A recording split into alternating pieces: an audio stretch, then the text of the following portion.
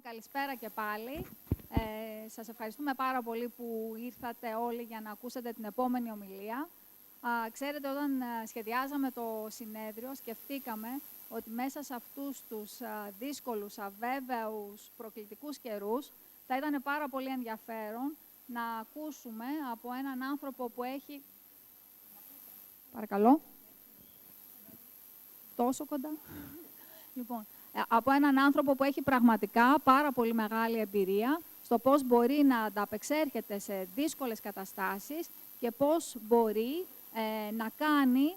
να πετυχαίνει αυτά που θέλει σε έναν πάρα πολύ αβέβαιο και πολύ γρήγορα μεταβαλλόμενο κόσμο. Θα κάνω την εισαγωγή του στα αγγλικά, έτσι ώστε να μας κατανοεί και ο ίδιος. Και η ομιλία θα γίνει στα αγγλικά. Φαντάζομαι ότι όλοι θα έχετε δυνατότητα να την παρακολουθήσετε. It is my real pleasure, on behalf of the organizing committee of the Congress, to introduce Miles Hilton-Barber.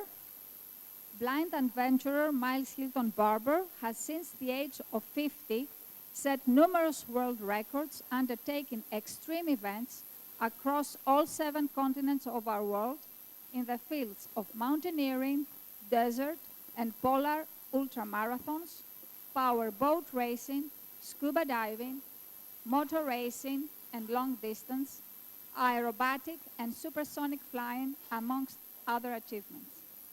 He has had the privilege of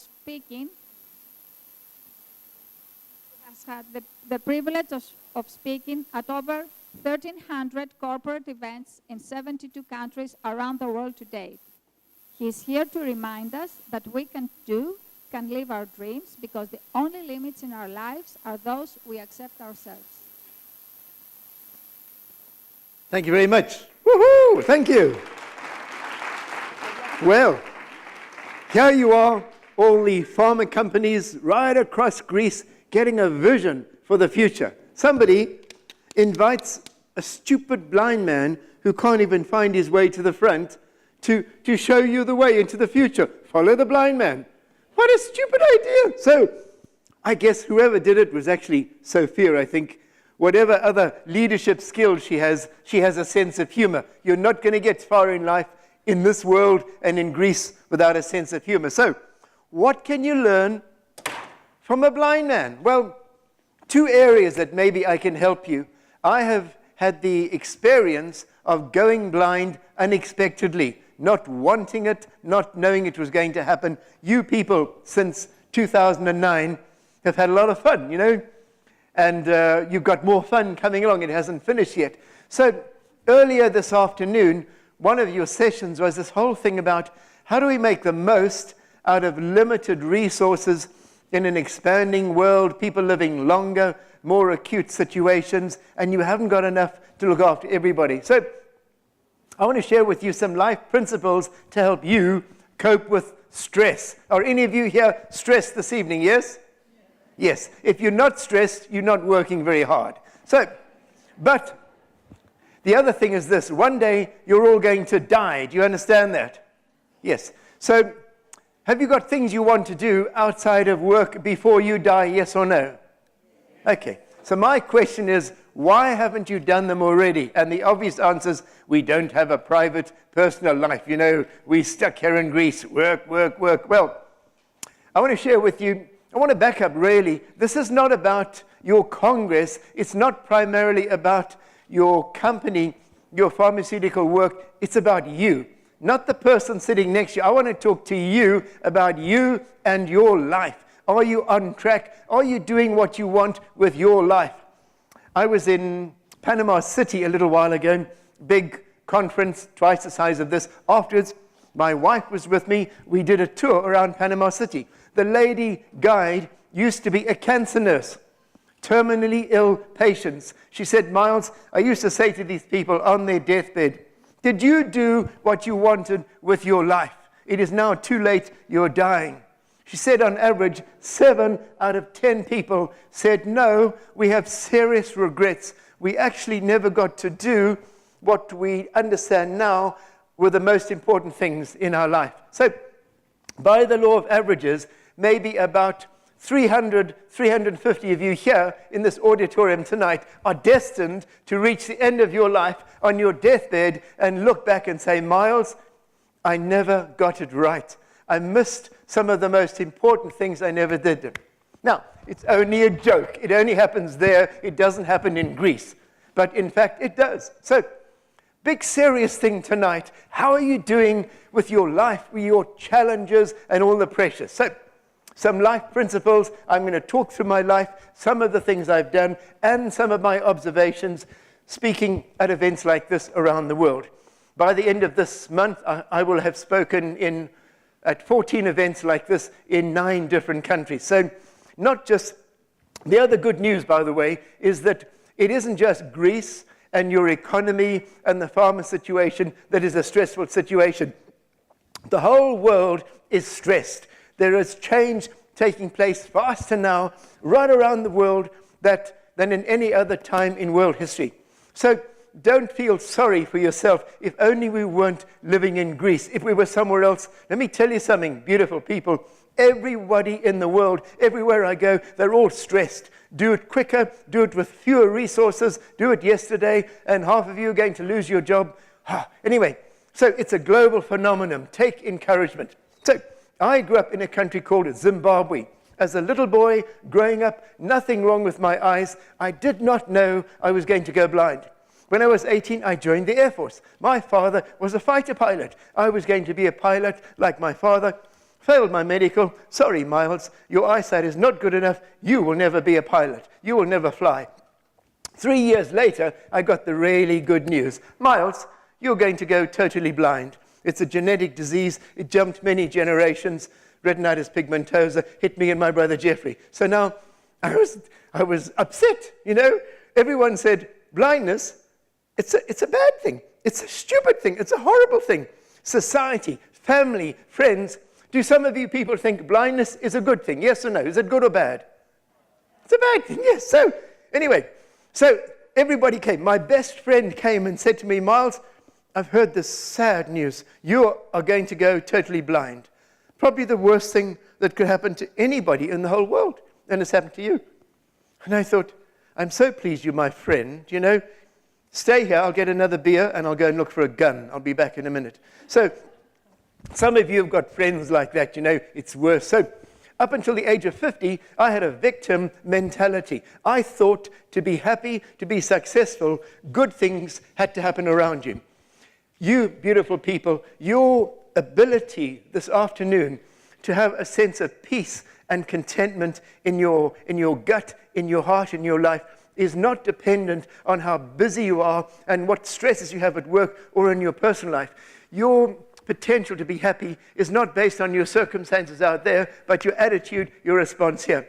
I didn't understand that until the age of 50, and that was through my brother Jeffrey. He's also totally blind, and he lives in Durban in South Africa, and he built this boat in his back garden by feel. Now, if you want a stupid hobby for a blind man, it's building a boat in the garden. Who does he think he is, Noah or something? What a stupid hobby. He launches it, and it doesn't sink. And everyone said, oh, bless, that was built by a blind man. Oh, well done, blind man. You're so wonderful. It's floating. It's still floating. Everyone said, what are you going to do with the boat? He says, I'm going to sail it from South Africa to Australia, Durban to Fremantle, all by myself, nobody else on board. Everyone said, no, Jeffrey, it is impossible for a blind man to cross an ocean solo. You are not just a blind man, you're a stupid blind man. But my brother said, no, not impossible, just never been done before. You beautiful people, many things in your life, not impossible, you just haven't done them yet. 51 days later, he reached Fremantle. He did nearly die, 5 days in a force 10 gale, massive waves as high as this auditorium blowing over him towards Antarctica, nearly died, but he made it. So I was now confused. 2 blind brothers. One, I had a victim mentality. I was waiting, maybe through medical technology from you people or a miracle from God.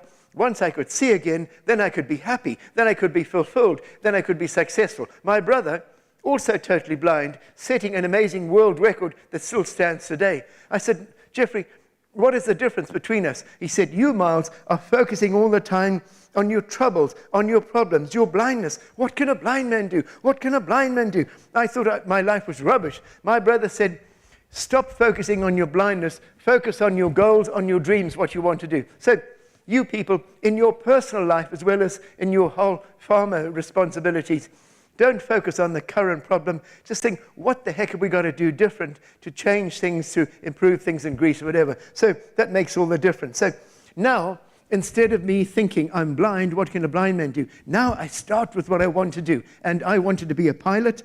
So I flew to Australia, met my brother, and I flew back to England where I live now. And so now I'm a fully qualified microlight pilot. You say, well, Miles, how can you fly this tiny little aeroplane? And by the way, it's 4 foot longer than that. It's as wide as the chair that you're sitting on there. And I've flown it at over 20,000 feet. And I'm afraid of height as well. But also, if you get cramped, you just put your foot out into space. It's tiny. You get your right foot. Just, can you imagine that? So I decided to fly from London to Sydney. How can I fly if I can't see? Well, I was thinking, okay, I am going to be a pilot, not I'm blind so I can't. So if I am going to be a pilot, what is the problem? The problem was the information on my flight instruments, I can't see them, so I can't get them into my brain. But you know, today with modern technology, I'm using HDMI here. I could use VGA, I could use Bluetooth, I could use Wi-Fi. Lots of ways, the cloud, lots of ways of you getting information from here to here. So all I needed to do was get the information on my flight instruments into my brain.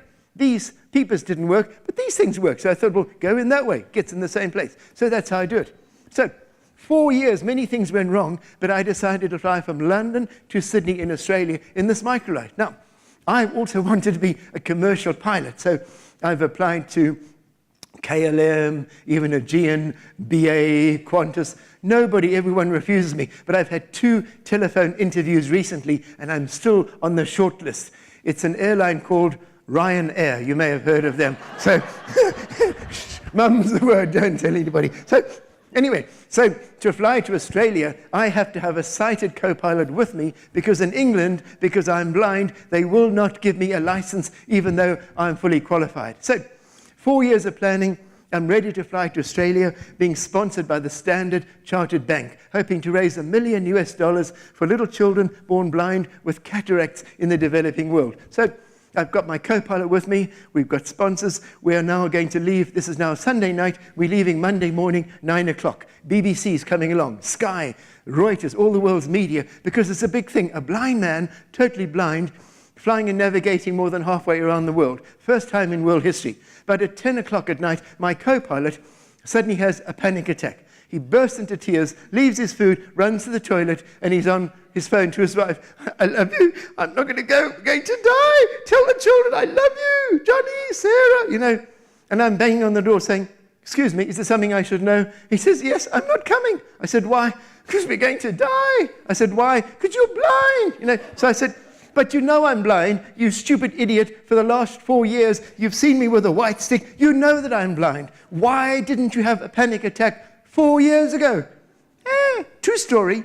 So 10 o'clock at night, I'm on my phone thinking, who on earth can I get who's willing to fly all the way to Australia in a microlight with a blind pilot? And in 1 hour, by 11 o'clock, I actually found 2 people willing to go with me. So never give up when the wheels fall off. You know, it's normal. So this chap is Richard.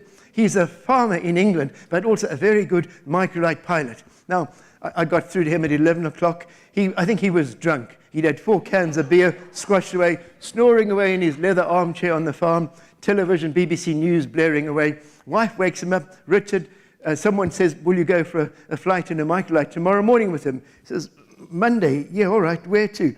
Australia. Australia. And he's a blind pilot. A blind pilot. And he said, yes. So, amazing. No time to tell you, but you know what? Never give up.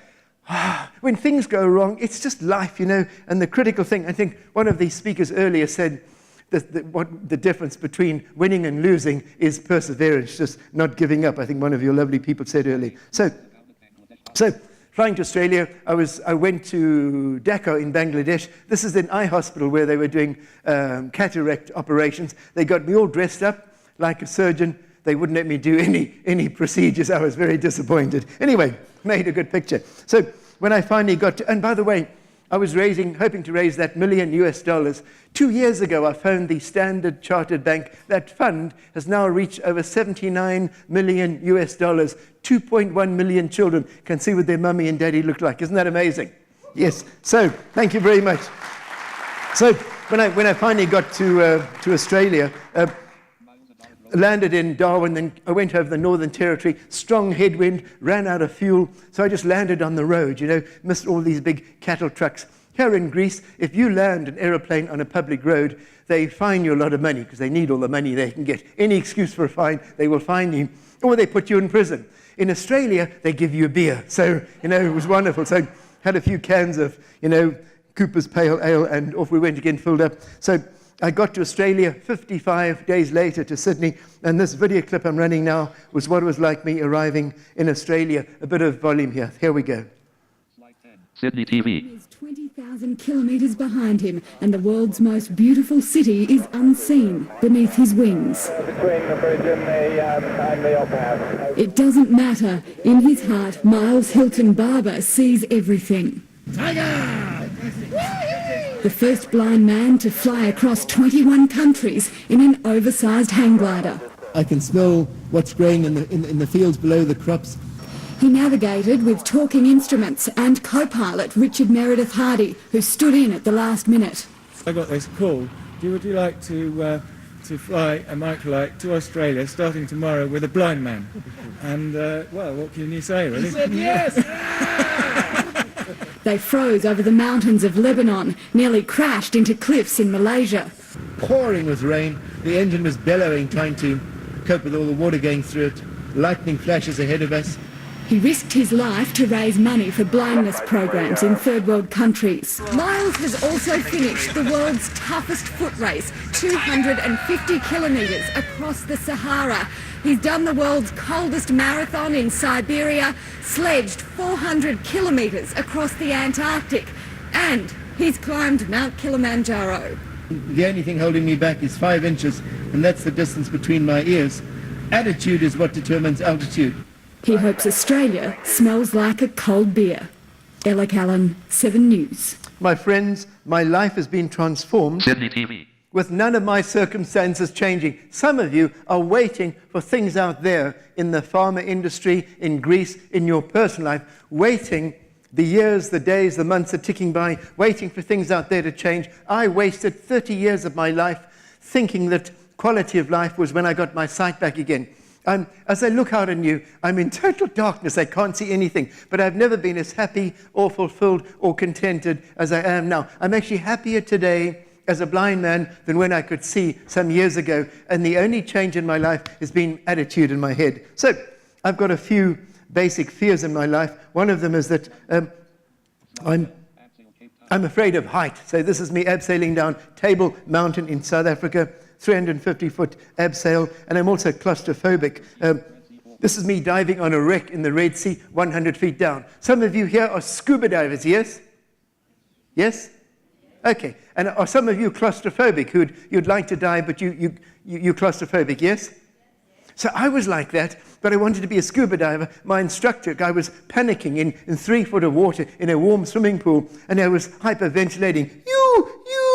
He pulled me up and said, "You stupid blind man, what's wrong?" So I can't breathe. He said, "All right, out of the pool, you will never be a scuba diver if you're panicking here in 3 foot of water. You dive on a wreck 100 foot down, you're going to drown.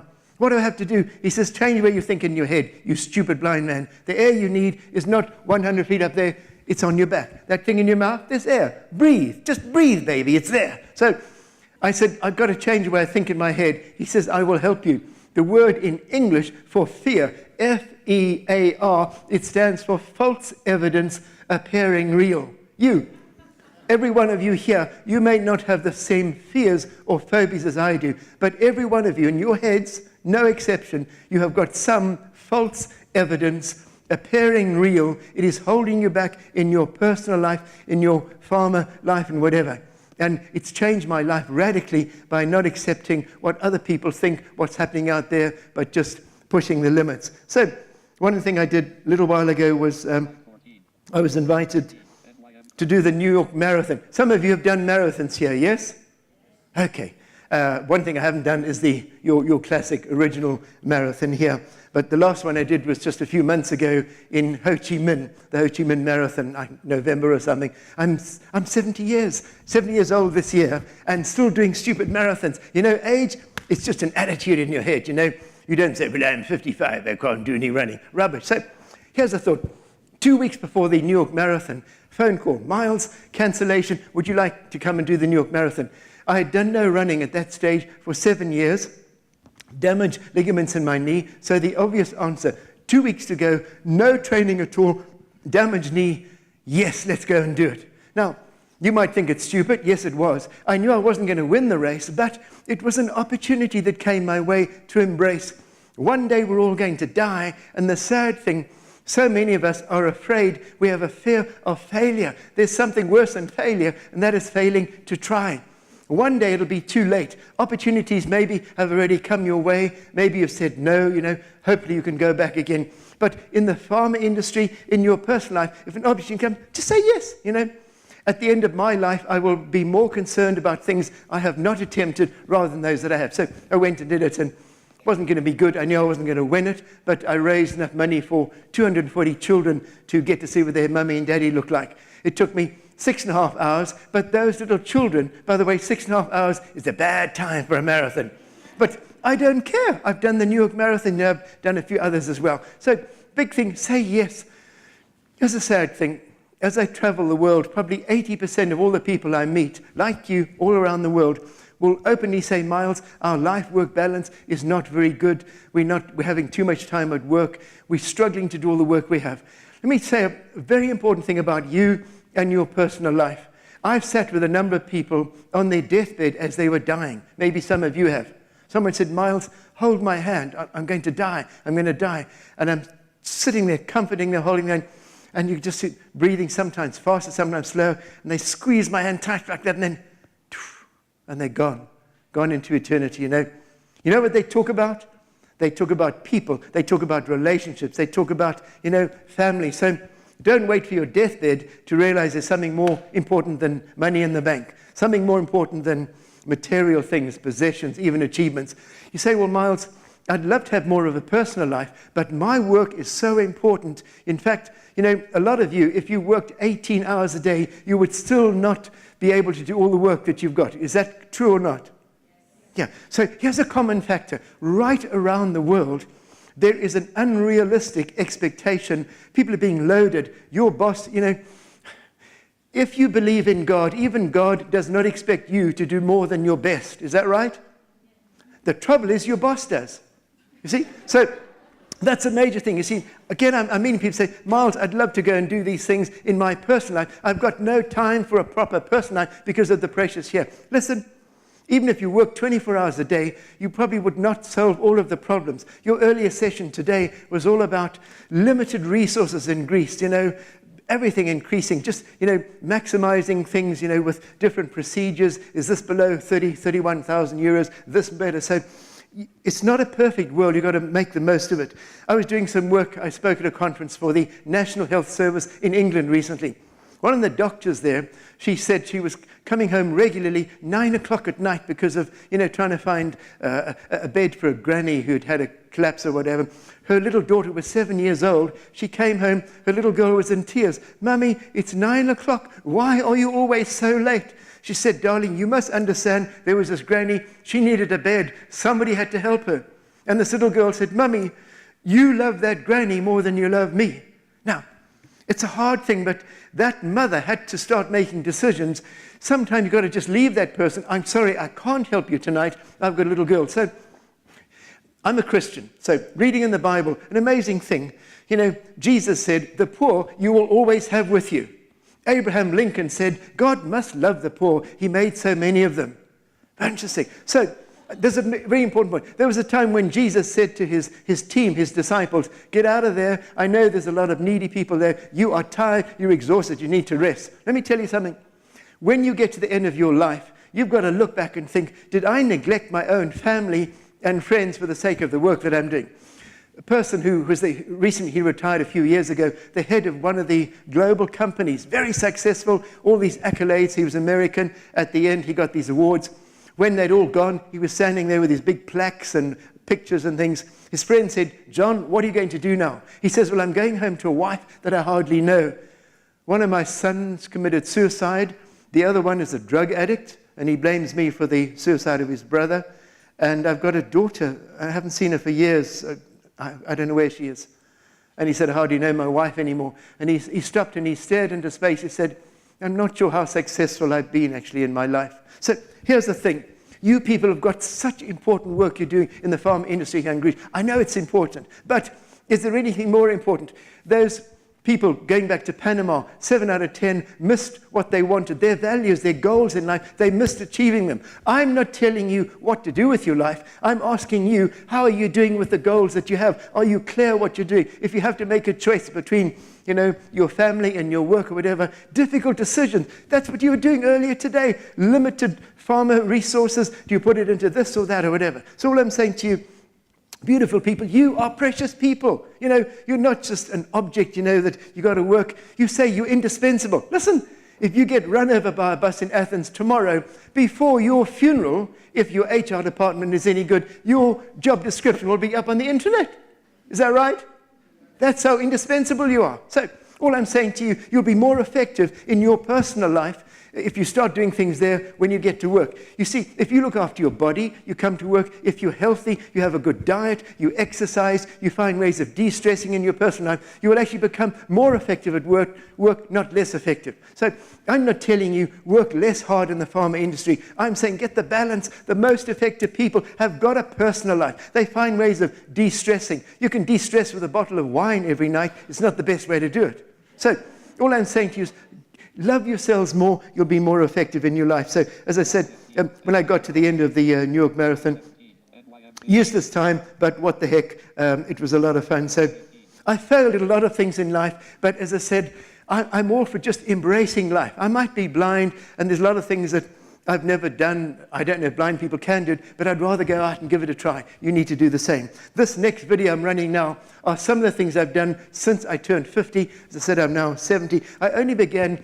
living my life at 50 when I suddenly understood critical thing in life isn't focusing on your circumstances and your problems, but focusing on your goals, getting out there and finding a new way of doing things. And this starts, if we can just have a bit of volume, it starts with me flying the English Channel a few years ago. I was the first blind man to fly the English Channel.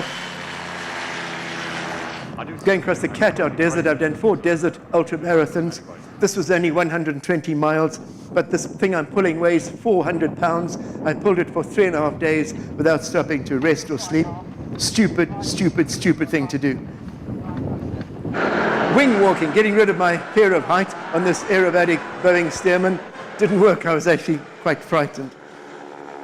I want to be the first blind man to pull a sledge to the South Pole. No good for Greek pharma business. There's nobody there to give drugs to. It's empty.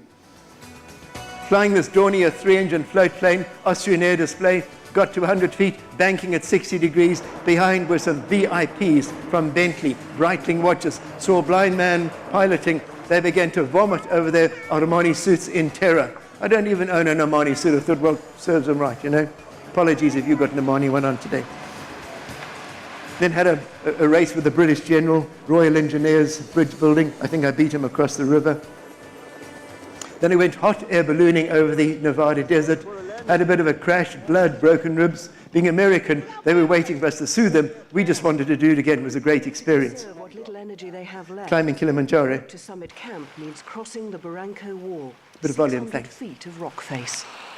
There's certainly some dodgy sections when I have to listen very carefully to John when he tells me to keep to the right, and I may know that there's a life-threatening drop on my left.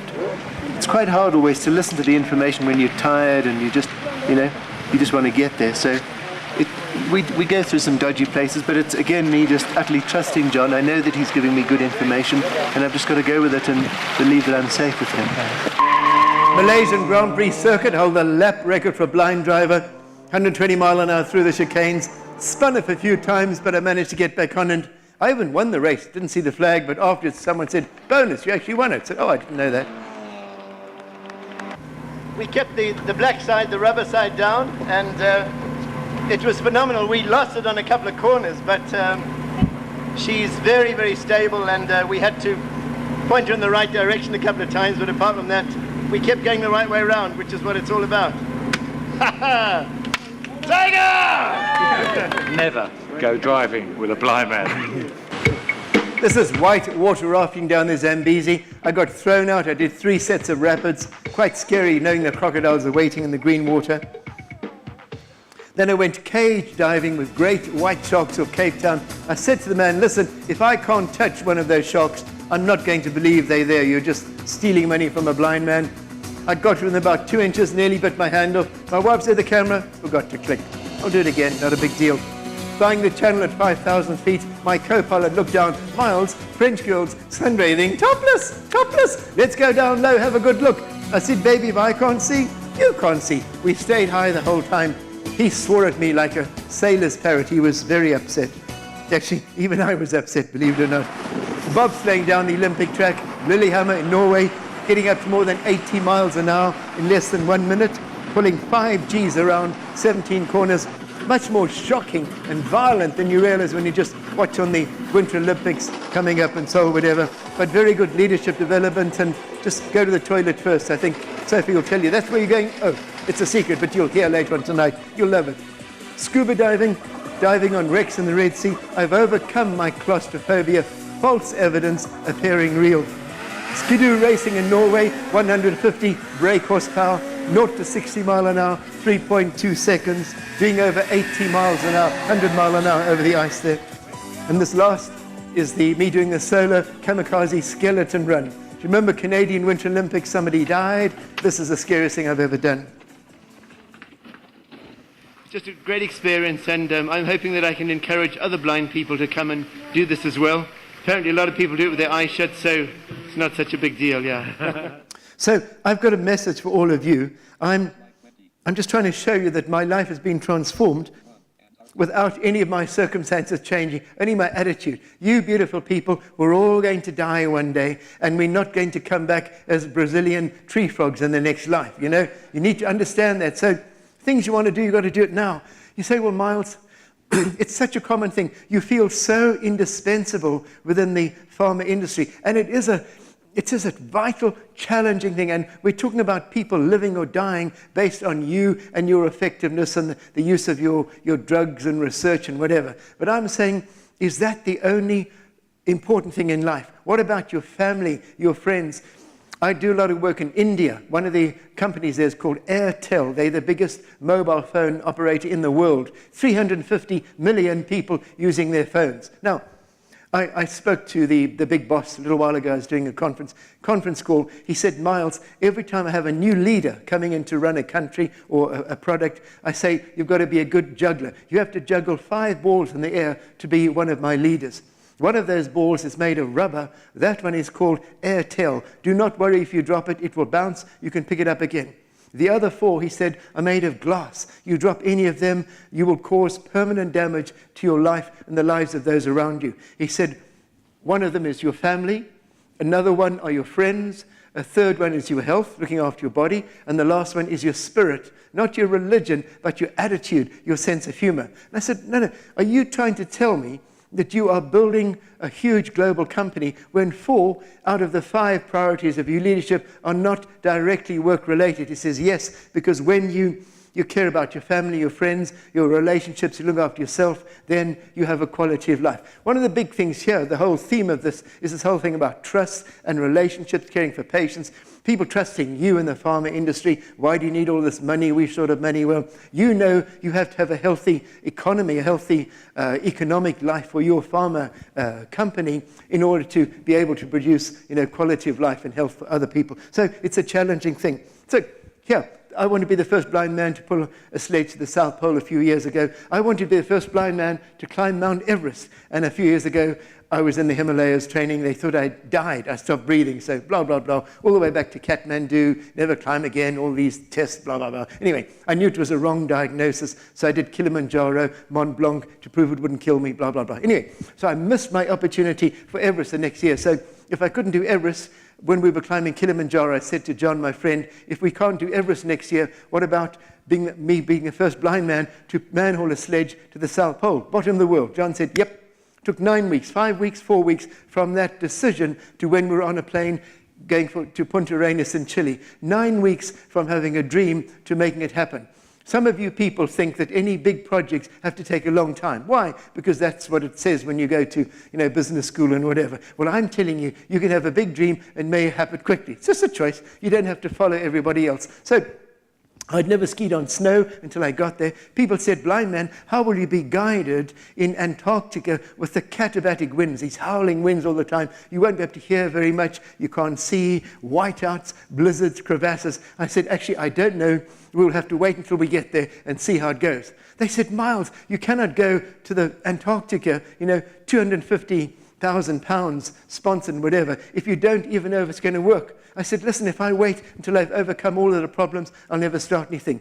You beautiful people, don't be afraid of failure. There's something worse than failure, as I said, getting to the end of your life and realizing you've wasted opportunities that came your way. Don't do it. So after flying to Australia, I thought, what about the aeroplane? I would have flown in was then the Rhodesian Air Force. It's a Hawker Hunter in England. This chap is called Andy Cuban, ex-Red Arrows display pilot. Phoned him up. Andy, can I come and fly a Hawker Hunter? He says, whoever you are on the telephone, you have to be a fully qualified pilot. Yes, blah, blah, blah. Went through the checklist. A couple of weeks later, got out of the car, got my white stick. Hello, Andy, where are you? And where have you hidden the aeroplane? I'm so excited. He said, aeroplane's here. It's a big aeroplane. And what's that stick for? I said, it's just because I'm blind. He said, you never told me on the telephone you were blind. I said, I'm sure I did. He said it was a strange conversation. You said you were not a kind pilot, blind. So we had a conversation, as you can imagine. So here am I, spooling up this amazing Rolls-Royce engine. I'm now 67, totally blind. How am I doing the takeoff? And the Discovery Channel from Canada made a little television documentary, and if we have some volume, this is what it was like me flying the Hawker Hunter. Here we go. 27 Hunter video. Experience on flying his ultralight. Put your foot over there, Miles. He can't even find his way into the cockpit. Put your leg on the other side. That's it. Lovely. A quick overview of the controls and who's up. So full of anticipation, lots of adrenaline. 3, 2, 1, now. That's me doing the takeoff. Woohoo! Okay, that's the blue sky. We're now on the police stick forward. Upside down, keep rolling. Very good. Miles, fly this as well as a sighted person. Oh, man. You'll fly by yourself. I'm not touching it. G-force. Here it comes. Ah! I'm pulling 5 Gs, doing a loop. G. Relax a second. Relaxing. Good enough relief. After a few minutes, though, the world ride starts to become a bit much. Just feeling a bit sick. I did the landing trying not to vomit. Very hard to vomit and land a fighter jet at the same time. Sorry to show you this. He manages to hold himself together long enough for the plane to land. With the voice cues, you can fly as accurately as a sighted person. Amazing, don't you like it? It was a dream come true, much more real than I thought, just quite amazing, the G-forces. And I keep on saying to people, you can live your dreams. More and more I'm realizing that there are many sighted people in the world who are actually blind to their own ability, and I'm trying to give them vision. You know what? I'm always trying to do more, just more of the same thing, but I want to increase. If I can do something, what about something bigger? So next thing was to go supersonic. So this is an English electric lightning. Some of you people seen the film Top Gun, yes? Have any of you not seen Top Gun? Yes? Listen, if you haven't seen Top Gun, I don't know how you got into this Congress. You're just totally disqualified from even living at the most basic level, But it's not too late. HR, I'm sure they can get copies out to you. So I've listened to it about 30 times, my favorite film. So this is Cape Town International Airport, Thunder City. I don't normally wear dark glasses, but I had the same television crew from the Discovery Channel in Canada. Had to borrow some dark glasses. I was looking around, asking where the cameras were, and I was practicing whipping off the dark glasses like Tom does in Top Gun and giving the evil eye. Woo! Anyway, so, and if you ladies haven't noticed, I'm a lot taller than Tom. Quite tall, really. So anyway, my kids get so embarrassed, but when you've got all the props there, fancy things, so a lot of fun. The kids get embarrassed.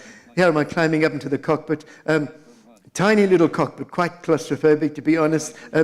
Here I'm taxiing. This has got 2 of the engines you saw in that early one with the Hawker Hunter. This is 2 on top of the other. This aircraft is about 30% more powerful than those F-14s you see in Top Gun taking off.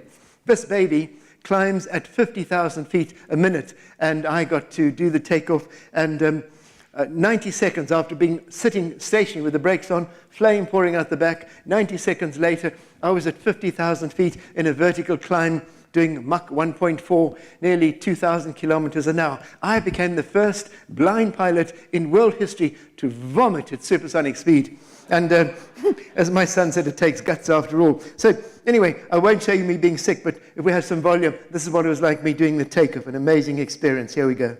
There are no limits in our life except those that we accept ourselves. And if a blind man can have the privilege of being at the controls of a supersonic fighter, you can do anything you want with your own life. We're really accelerating. We're just passing 300 knots now, coming up the end of the runway. And we're about to go straight up. Now we're going straight up. Oh man, we're now going way to go! That speed, by the way, is the equivalent to me going, if I was flying over a football field, I could go from one football goalpost to the other in 0.2 of a second. 5 football fields a second, and that's only Mach 1.4. I want to get up to Mach 2 next time. Anyway, so big thing I've learned in life, just have the audacity, the cheek to say, I think I can have a go at that. You see, you and I use up to 3 times the emotional energy worrying about things, crossing our bridges before we come to them, as they say in England. So it's a psychological fact that you use 3 times the emotional energy worrying about something than the amount of emotional energy it takes to actually do it. How many times in your life have you worried about something at work or in your personal life? When that experience takes place, it's nearly always easier than you thought. Have you had that experience? Yeah, so I'm telling you, that's what life is all about. It's less stressful getting outside your circle. You see, life begins at the edge of your comfort zone, so give it a go, or baby, you'll never know. So anyway, a lot of fun. But sometimes things go wrong. You guys, since 2009, you've had a rough time in Greece, But I'll tell you something, there's worse things, You think you've got a problem, you can all see. I can't see. You think you've got big hassles in your life. Think about those people in Lebanon or Beirut where there's just been a bomb going off and a mother looking for just part of an arm of a little 3-year-old girl who was in her arm a few hours ago. Relatively, we've got so many blessings, to count your blessings. So when things go wrong, don't give up. Big thing I've learned in life, persevere. And again, one of your amazing speakers earlier on, what separates, winning and failing is perseverance, giving up or not giving up. So when my brother sailed to Australia, thought I'd better get fit. I'd done no running since I was 18, so I joined this thing called the Marathon des Sables. It's called the toughest foot race in the world. So it's at 150 miles through the Sahara Desert, 5.5 marathons in 6 days, rucksack on your back. Somebody said, blind man, you're going to get blisters on your feet because of the rubber bubba. I said, okay. He said, put rubbing alcohol, surgical spirit on your feet, toughen the skin. So I put it on, ran out, went to the chemist to get some more, did not describe very well what I was using it for. So they gave me acetone, and I put that on my feet because I couldn't see the label. So my feet before the race were worse than most runners at the end. Some of you people have had blisters, yes? They're cheeky little things. So you imagine having feet like that to do 150 miles through the Sahara. Also, I had a stress fracture on my ankle. I did a 70-kilometer run up in the mountains where I live. Too much weight in my rucksack, cracked ankle, sports physio, x-ray, strapped it up. Do not walk in it for 6 weeks. Here are a pair of crutches, you'll be fine. 2 weeks later, I'm in the desert starting the race. I knew I wasn't going to win, but I thought, I wonder if I can get through the race despite the pain and it not being ideal, just on attitude, perseverance. In England, they call it bloody-mindedness, just not giving up. Bloody-mindedness. So, isn't it amazing? You would be amazed.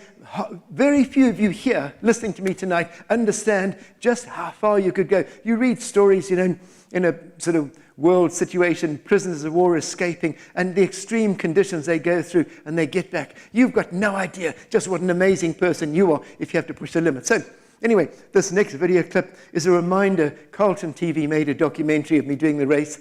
Not very pretty, but I got to the end, and it reminded me that, if we persevere, we can achieve almost anything in life. Some of you maybe now in your personal life are going through very difficult times, maybe at work. Listen, beautiful people, All you have to do is your best, but if you don't give up, go for another day, go for another day. Just try a bit more. You'd be amazed what you can do. So, bit of volume, and this is all about perseverance. Here we go.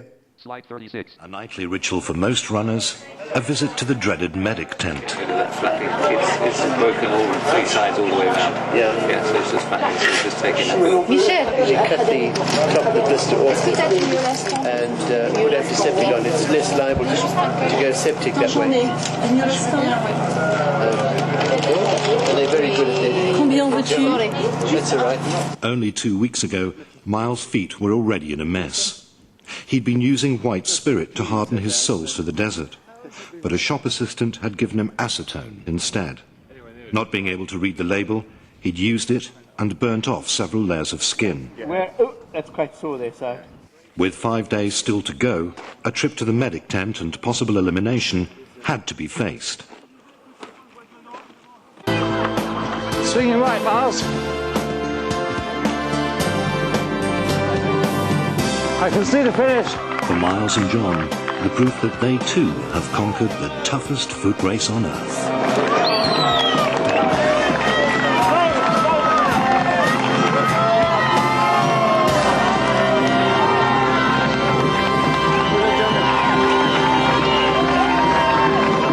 You've done it. I'm very happy. It's good to be here. You got your medal? I got it. Very heavy. We don't have to run with it, I hope. Yeah. Superstar. What separates winners and losers? Perseverance.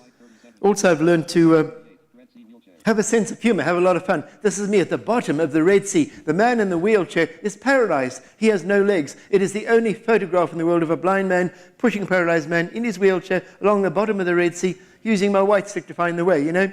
Why did you do it? Oh, we just did it for fun, you know. Didn't you damage the wheelchair? No, we destroyed the wheelchair. Made a good picture, didn't it? So anyway, and all of you on the little flyer, if you've got one, there's a card there with that photograph on. Next time you're going through a hard time with one of your friends, say, hey, life is all about not what happens to you, but what you do with it. Here's 2 people with obvious disabilities, one blind as a bat, the other one paralyzed, no legs, having the time of their life. Disability often, usually maybe, lowers your quality of life, but it doesn't have to, you see.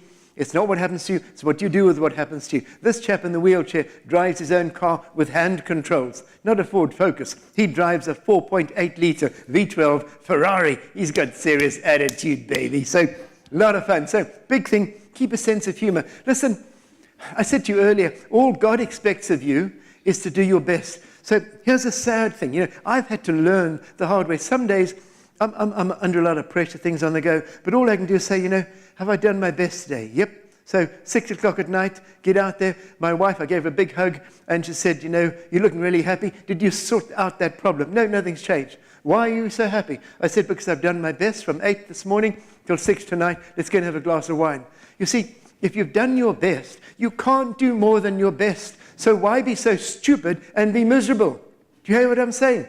You can't do more than your best, so be happy. Get the balance there. Look after your body, your mind. You know, if you don't look after your body, where on earth will you live?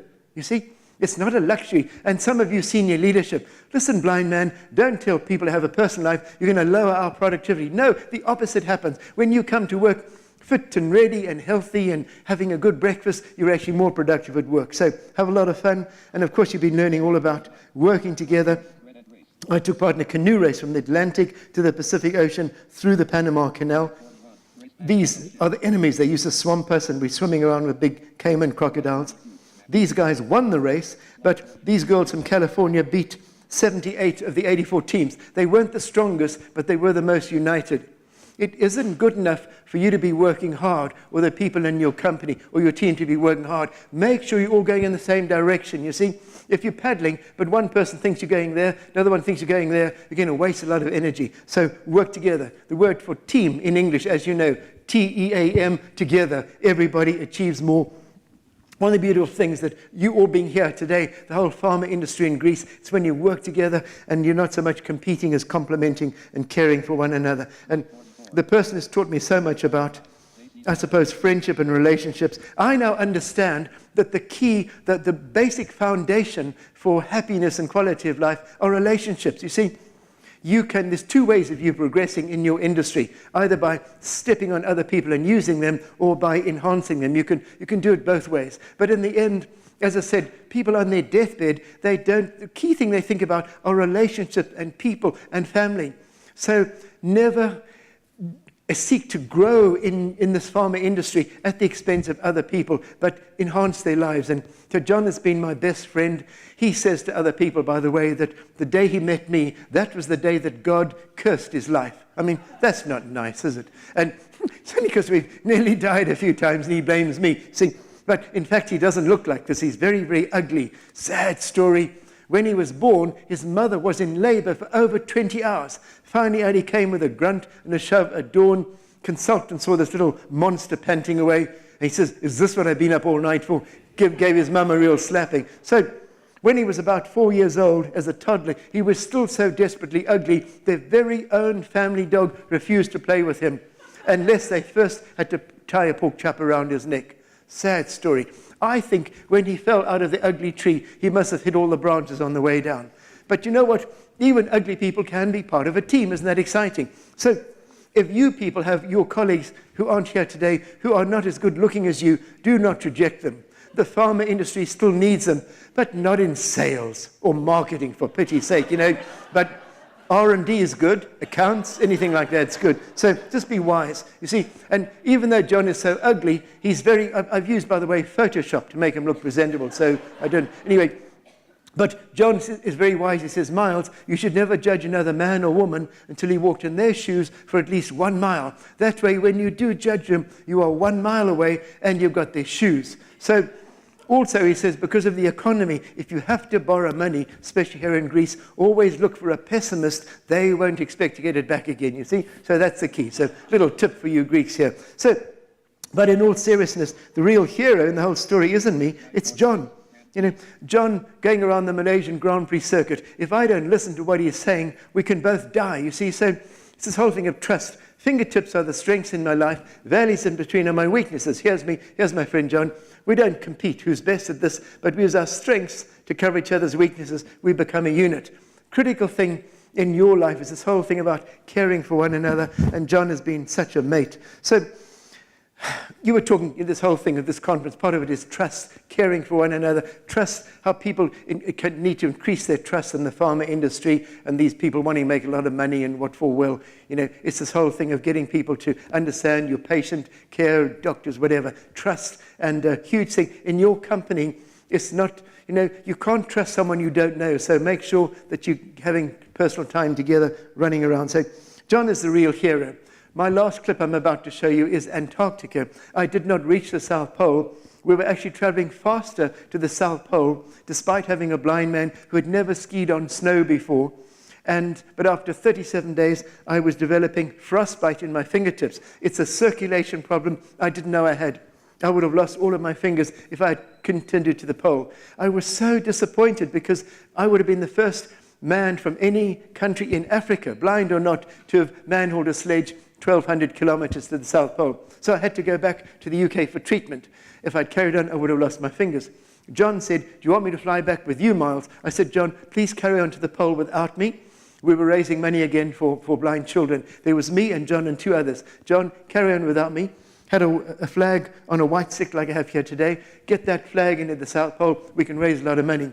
So John said, if you want me to, I will. He spent another 31 days without me with the other 2, just because I asked him to.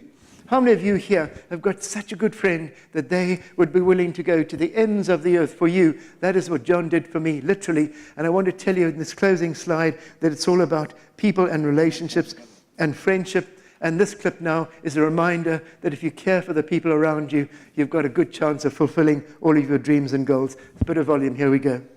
Slide 48.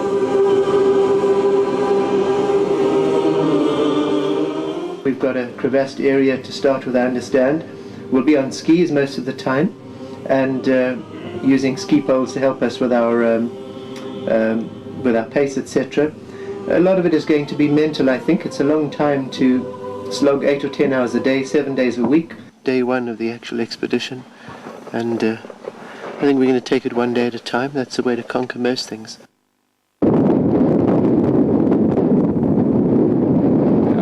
know how enormous this task is. And it's obscene, really. The routine we got into is an hour and a half walking and then a quarter of an hour break, which means that in an hour and 3/4, which is the same time as it takes to get on a train from Derby and go down to London. We've done that 6 times today. And all that time it's like sitting on a train with no one to talk to, no book to read, not being able to sleep. And you just got to fill your mind with something the whole time. It's really bizarre. So all that time it's just trying to occupy your mind and keep your mind going. And then not only that, it's about -30 and you're pulling a sledge behind you as well. 1 or 2 toes I can do without, but my hands are my life, they're my eyes. This lack of feeling started in my fingertips fairly soon after we left. It isn't the end of life just because you're going home now. You can go home with your head high. Done a lot for the RNIB, done a lot for yourself, done a lot for friends around. So, yeah, if I can't make it to the pole, then I'm asking you to take the flag for the Royal National Institute for the Blind to continue the expedition. Yeah. And I'm charging you with, to the best of your ability, to plant that flag, to have it flying at the South Pole.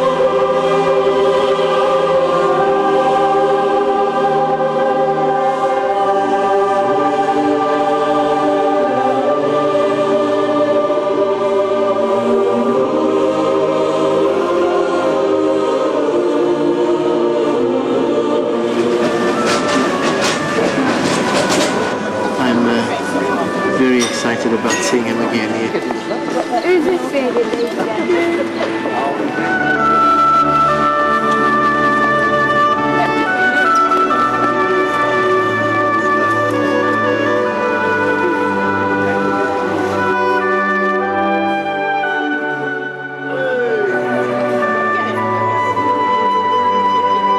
That's how it's good. Got some brilliant, great friendships, mate. Well done, John. Congratulations. Fantastic. 2 weeks after John got back, we had a big fundraising dinner, Savoy Hotel in London. I showed them the video clip and the flag. I said, here's the flag. We are now going to auction it to start the auction, but nobody can keep it. It is going to go on display at the headquarters in London. You can see if you go there. But give us a check, £50, £100. You can have a photograph with the flag. We keep the flag. We keep your check. You get a picture. Fair enough. They were so struck by the friendship and the commitment to John. They fought over that flag. Finally, somebody wrote us a check for £53,000, and they couldn't even keep the flag. And if John wasn't so ugly, we would have got £100,000. So here's my closing slide, which is the route to say, what am I saying to you?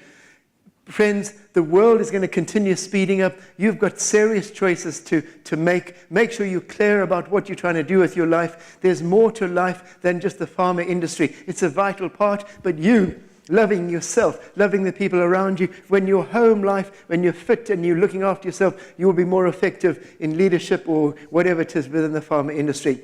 Have a lot of fun. Focus on your dreams, not your problems. Remember the importance of getting outside your circle. Don't be afraid of failure. Get out there, push the limits. Have a lot of fun. Remember teamwork, working together, and friendship. If you've got any messed up relationships, go and sort them out. You'll feel better. You'll work better. This is the route I took to Australia. When I was 18, sorry, Miles, you will never fly, never be a pilot. Nearly 40 years later, blind as a bat, had the wonderful God-given privilege of flying more than halfway around the world. You beautiful people here in the Greek pharma industry, never let anybody tell you whether you can live your dreams or not, because the only limits in your life are the ones that you accept yourself. God bless you, beautiful people. Thank you very much for having me. Thank you. Thank you very much.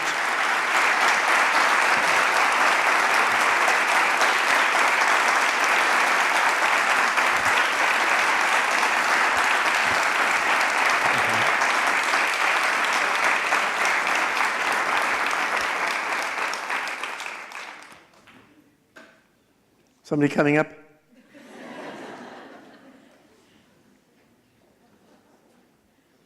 Sophia there? Nobody? They've all gone. People usually leave before I've even finished, so. για τον Miles μπορούμε να τις πάρουμε live, να το κάνουμε και λίγο πιο ζωντανό και εφαρμογή γι' αυτό. Έχει. Ωραία. Σε μένα. Okay, so I'm going to read you the question. Oh, yes, yes. Do I have to pass? Do I have to get a pass out of 10? All right, yes. So, what do you have on your mind when you get such energy?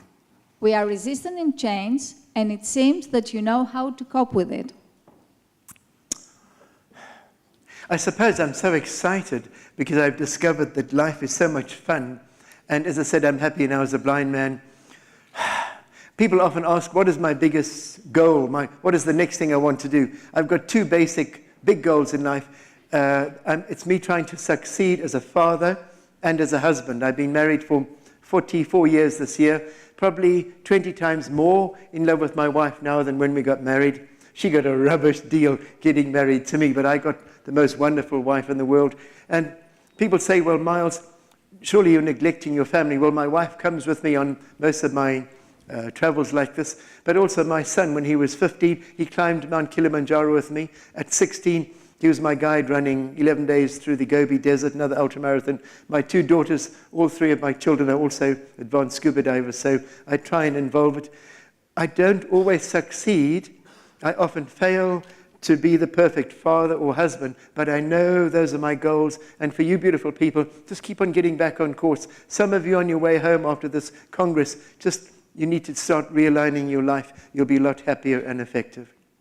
Any other questions? Yes, there is another question. Yes. Is there any other activity you missed to experience? I might still be setting a new land speed record, trying to get to about 330 kilometers an hour. I want to row the Atlantic, but it's a long time to be away from my family, and my wife doesn't want to come with me. But I suppose, to be honest, I'm so contented. I lack for nothing, you know. I've got people around me to love. If all of you have got at least one person in your life who cares about where you are tonight, you know, and someone for you to love and care for, we're rich people, you know.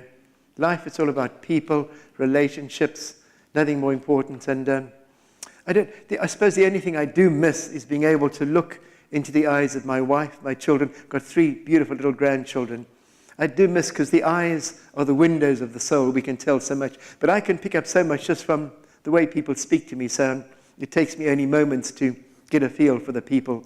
And so life is a lovely gift. And as they say, it isn't measured by the number of breaths that we take, but by those moments that take our breath away. And you, beautiful people here in Greece, you got to get breathless, baby, because the clock is ticking. Thank you.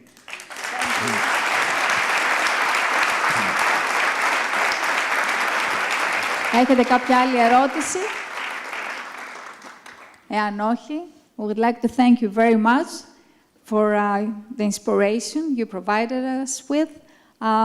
Very great messages for our life, starting from now.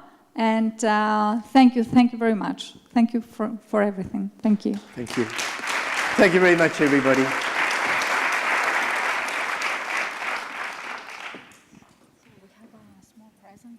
Oh, thank you. Thank you very much. This will be a wonderful memory of my time with all of you beautiful people. Oh, Greece, you have got such a wonderful heritage, your history, your nation. You have given so much to world history and education, philosophy, science, medicine. You've got a great history still to go. So walk tall, you beautiful Greek people. You're a proud nation. You've got a great history, and I'm very proud to have had a little part of it today. Thank you for my lovely gift. Thank you very much. Thank you. Thank you very much. Lovely.